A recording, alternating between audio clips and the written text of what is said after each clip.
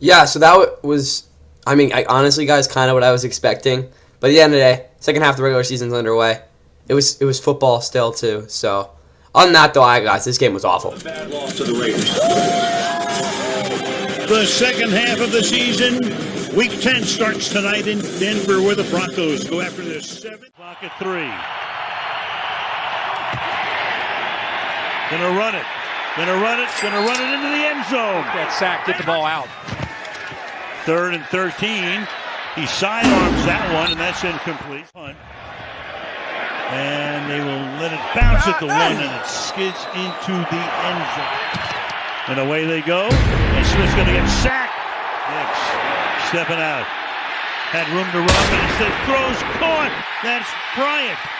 And he'll make it a first down and goal. That way, then over the middle, then to the right. Throws caught into the end zone for the touchdown. Here. Send an extra drive.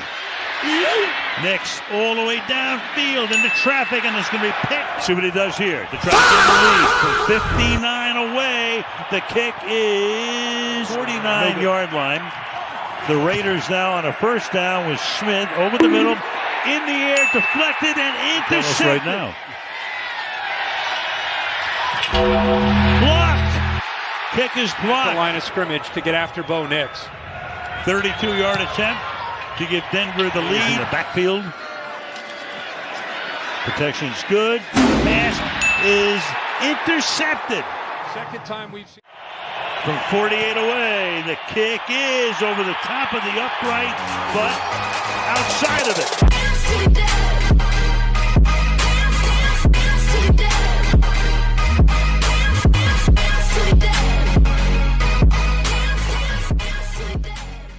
And with that, what is going on, guys? Welcome back to the NFL. Please like and subscribe. You guys enjoyed the Week 10 Thursday Night Football takeaways. You guys just saw the highlights from whatever that game was. As the Broncos made it their 7th straight win. That is their longest streak since I don't even know, and let's look that up.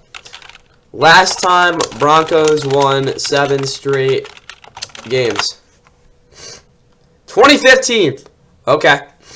I guess that's what it is. I don't know. Maybe it is. Maybe it's not. That could be wrong. But anyway, Broncos are now 8-2. This is their best start since I think that season as well, if I'm not mistaken. They are now a win away from clinching their first back-to-back winning season since 2015 and 2016. Again, it wasn't a good win, but again, they still got the W. Next week, though, they host the Chiefs. I don't know what time that is. I don't know where. Let's see. NFL schedule. Let's see next week. Next week's schedule.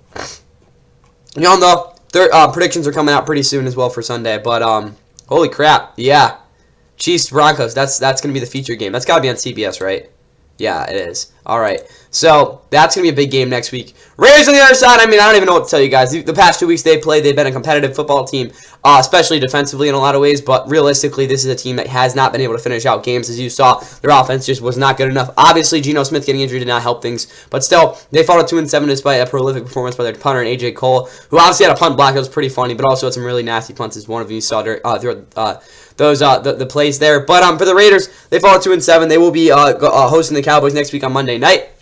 Have an extra day to figure out how they can, again, snap this losing streak they are in. But at the end of the day, guys, this is a Raiders team that is probably not going to make the playoffs at this point. It was a must-win coming into it. And again, no one really thinks they're good anyway, so I don't know what to tell you guys. But 10-7 was the final score as well. I kind of forgot to mention that, so yeah. For the Raiders, though, Geno Smith, when he was out there, he wasn't actually too bad. He made a lot of nice throws outside the numbers. But realistically, guys, you're going to need a better performance by your quarterback than this one. He got sacked like 6 times. Most of them weren't his fault, but there were definitely 1 or 2 where he could have got the ball out a little bit quicker. Interception he threw, that wasn't really his fault either. Really just wasn't a lot happening for this offense today, or last night. Kenny Pickett, he was not terrible. I don't know. He was out there for like 2 plays. Genty, he had a rough game. He did have a touchdown, the only touchdown for the Raiders in this game, but he struggled to get out of the backfield. Partly was his fault, but he did have some decent yards before contact earlier in the game, so again, I think that wasn't completely his fault. That was partly his fault later in the game. But again, as a receiver, he dropped that 1 pass or a pick. Guys, it definitely wasn't one of his best games. He's obviously had a tough rookie year up to this point. Tyler Lockett will have them in receiving yards. Brock Bowers had 1 big play, and other than that was shut down by the Broncos linebackers as well as Jaquan McMillan for most of that game. They did do a decent job isolating who they wanted to get the ball to, but a lot of the pick plays they set up really just weren't there because a guy like Trey Tucker is not going to win on one-on-one consistently enough. But I did like them trying to utilize Michael Mayer and Raheem Mostert out of the backfield consistently. On that, though, this offense obviously didn't do enough to win this game, even though they were going up against one of the better ones in football in Denver. For this defense, I think they did a great job. Charles Snowden had his best game of his career with 6 tackles and a sack. Devin White was very good in coverage. Max Crosby had a lot of pressure. Again, sack from Adam Butler as well from the interior was pretty rare. Tyler Wilson, I don't know where Malcolm Kuntz is, but both those guys had very good games. Darian Porter continues to thrive in this system as a rookie. Jamal Adams was good as well. Again, there really weren't any complaints out for this defense. There were some plays where they weren't awesome, at least in zone. But realistically, guys, you couldn't have asked for a better performance by this defense, especially against the Broncos offense that is highly inconsistent. Daniel Carlson obviously missed the one kick they asked him to make. That again lost him the game. AJ Cole, hats off to him. He had a crazy game punting, even though obviously, one of them didn't go the way he wanted it to. For the Broncos, though, again, I don't really care that much that they won this game. To be honest with you guys, they should have lost it. This is not a good performance here on a short week. You got to come in more prepared, but it really doesn't matter because they still won, and they're gonna get a they're gonna be in for a rude awakening off their mini bye next week anyway.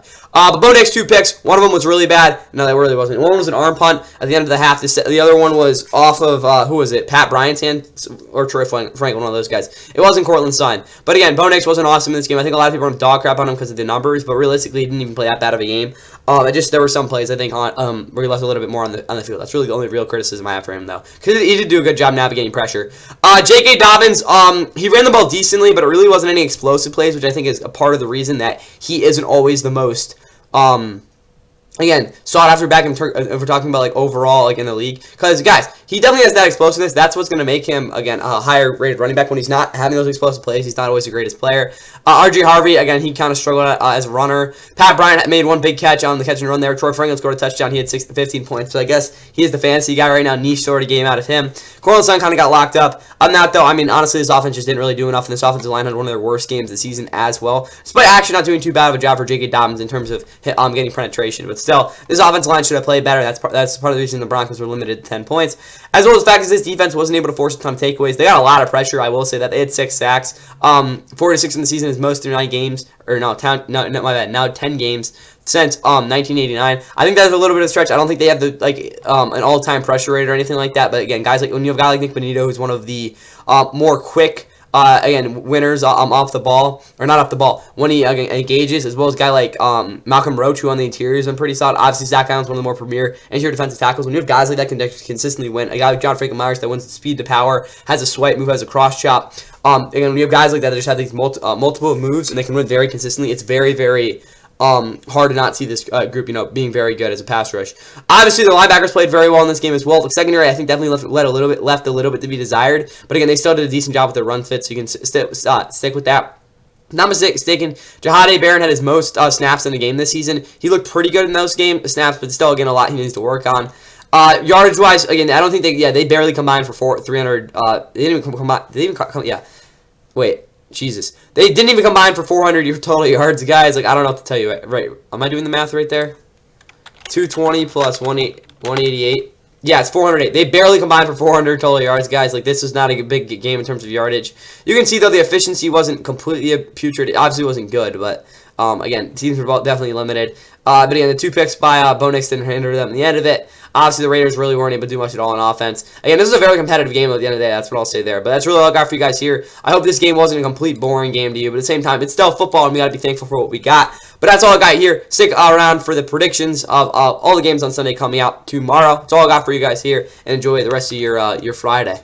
2-on-1 going the other way. Tresca dishes it back out. There's a shot blocker save on Thompson by Androlovic.